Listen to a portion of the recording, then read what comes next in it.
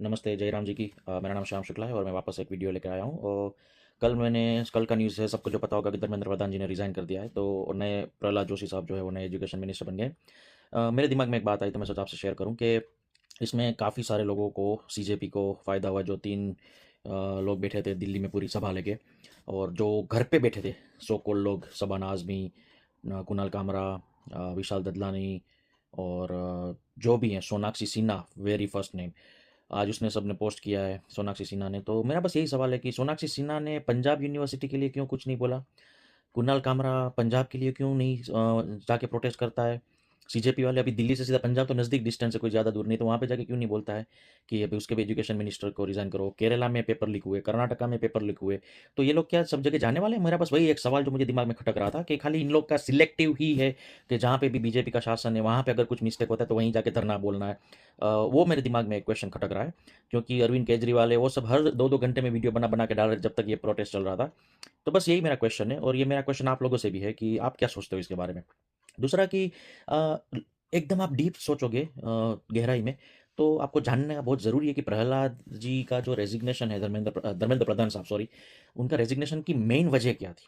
NEET paper तो एक बहाना था, बराबर है? नीट पेपर लीक हुआ, वो तो एक चलो मान लिया गलती की, उसका उसको कॉन्सिक्वेंसेस तो झेलना ही पड़ेगा। लेकिन दूसरा क्यों टारगेट पे थे धर्मेंद्र प्रधान जी? शायद आप किसी ने सोचा हो, मुझे नहीं पता, लेकिन मैं ये बताता हूँ, जहाँ तक मुझे इन्फॉर्मेशन मिली है कि पहले मेरे फादर, उनके फादर, यानी पिछले 60-70 साल से हमें हमारी पढ़ाई में क्या पढ़ाया जाता था, स्पेशली अपनी हिस्ट्री के क्लासेस में, अपनी भारत देश की इतिहास इतना गहरा है, इतना सुंदर है कि जो रियल इतिहास है वो हमें पढ़ाया ही नहीं गया है।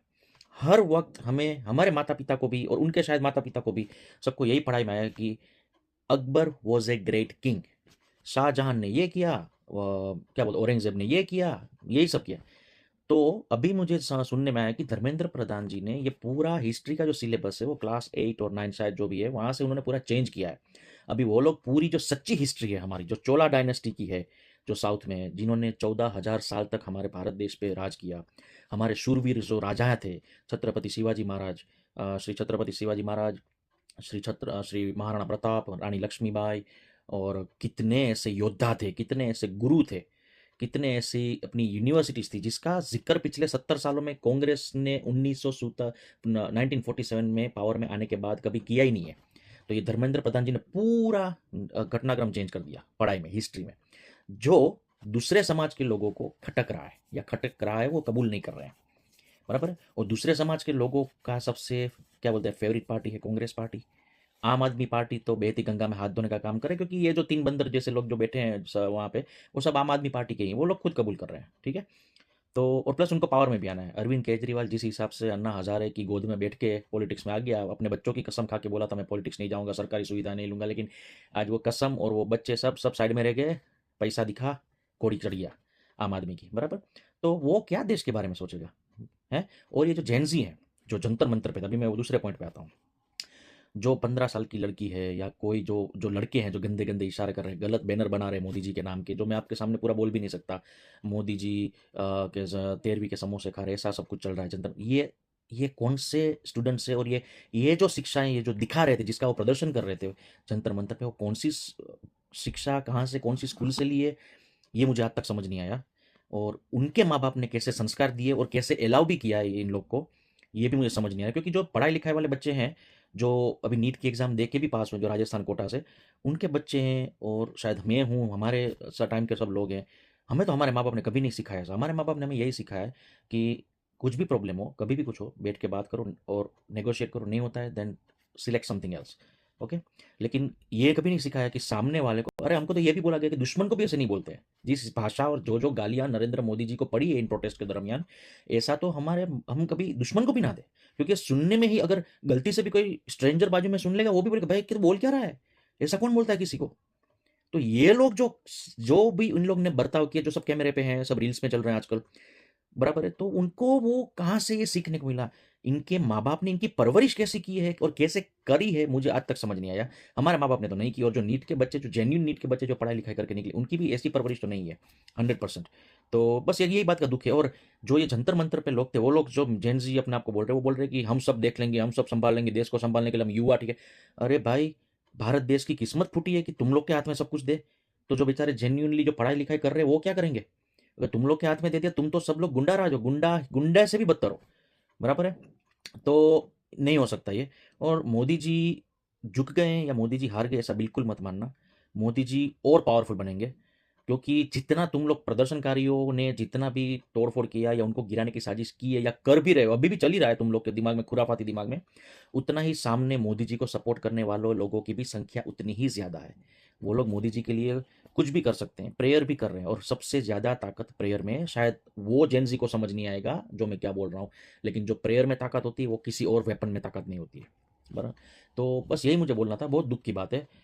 हमारी सभी की प्रार्थना मोदी जी के लिए है और मोदी जी के लिए ही रहेगी। हाँ, मिस्टेक हो रही है, लेकिन वही बात है ना कि अगर एक घर के अंदर 5-6 सदस्य बैठे हैं और झगड़ा हो गया, तो हम घर के लोगों को बाहर नहीं निकाल देते। हम बैठ के सुलह करते हैं। तो बस ये अपना घर है, भारत देश अपना घर है। कुछ हुआ है प्रॉब्लम, बैठ के बात करो, सॉल्यूशन निकालो। मगर तुमको ही हम फेंक देंगे, उखाड़ फेंकेंगे, ये गलत बात है। ऐसा होगा भी नहीं।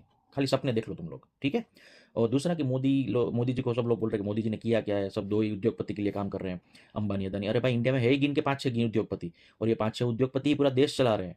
और ये 5-6 उद्योगपति के वजह से करोड़ों परिवार का रोजगार चल रहा है। और ये जेन ज़ी जितने भी जंतर मंतर पे है ना, और जो भी लोग बोल रहे हैं कि अंबानी, अदानी के लिए काम करें, फिर वो सेलिब्रिटी हो या कोई भी हो, उनको भी ये नहीं पता कि उनके भी परिवार में से ये जंतर मंतर के लोग हो या कोई भी इंडिया में जो इनके लिए बोल रहा है, उनके परिवार वाले भी ये उद्योगपतियों के घर से उनका खाना रोजगार आ रहा है। ये उन्हीं का खा रहे हैं। लेकिन इन लोग की सोच कैसी है, जेन जी जो जंतर मंतर पे हैं, जिसकी थाली में खाएंगे उसी में थूकेंगे। ये वो टाइप के जेन जी हैं। तो कृपया जो अच्छे जेन जी हैं, जो अच्छी विचारधारा वाले हैं, कृपया इनसे दूर रहना। अपने जो भी हिंदू समाज के लोग हैं, एक होके रहो, बटो मत अपने निजी स्वार्थ के लिए कि मेरा मोदी जी ने ये नया नियम लाया तो मेरे धंधे में ये नुकसान हो गया, मोदी साहब ये नियम लाया तो मेरे ये व्यवसाय में ये नुकसान हो गया। भाई, नुकसान की भरपाई किसी भी समय हो सकती है। पैसा कमाने का और भी आगे तरीके मिल जाएंगे, चांसेस मिल जाएगा। मगर एक बार ये सरकार चली गई तो हम हिंदुओं का पतन निश्चित है, लिख लेना। विनाश काले विपरीत बुद्धि, यही होगा, बराबर है। आज से 10 साल 15 साल के बाद अगर दूसरी सरकार आ गई, जो राह देख के ही बैठेंगे कब मोदी जी जाए और कब पूरा देश मेरे हाथ में आए।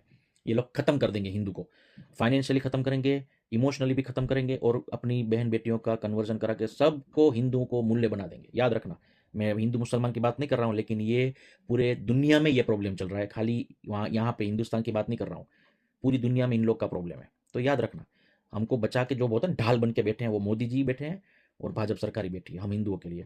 बाकी निजी स्वार्थ मत रखना। निजी स्वार्थ रखोगे, कमाने के चक्कर में रहोगे, तो जो है वो भी चला जाएगा और परिवार भी खत्म हो जाएगा। और तुम्हारे बच्चे और उनके बच्चे तुम्हारी जब ऊपर जाओगे ना, तुम्हारी फोटो पे थूकेंगे कि तुमने तो अच्छी खासी जिंदगी जी ली, हम लोग के लिए कैसा तुमने दुनिया रख के गए हो। कृपया हाथ जोड़ के रख रहा हूँ, थोड़ा दिमाग से सोचो। अपना निजी स्वार्थ, पैसे की भूख, लालच, वो सबको थोड़ा कम करो और अपने देश के लिए सोचो। सबसे पहले अपने देश और अपने हिंदू समाज के लिए सोचो। यहाँ पे कोई बनिया नहीं है, कोई पटेल नहीं है, कोई राजपूत नहीं है, कोई ब्राह्मण नहीं है, कोई दूसरा नहीं है। सब एक हैं। हम सब हिंदू एक बन के रहेंगे, एक दिशा में सोचेंगे, तो हमारा कोई बाल भी बांका नहीं कर पाएगा। बाकी मैं किसी को फोर्स नहीं कर रहा हूँ, बाकी आपकी सोच है। आपको मुबारक। जय राम जी की।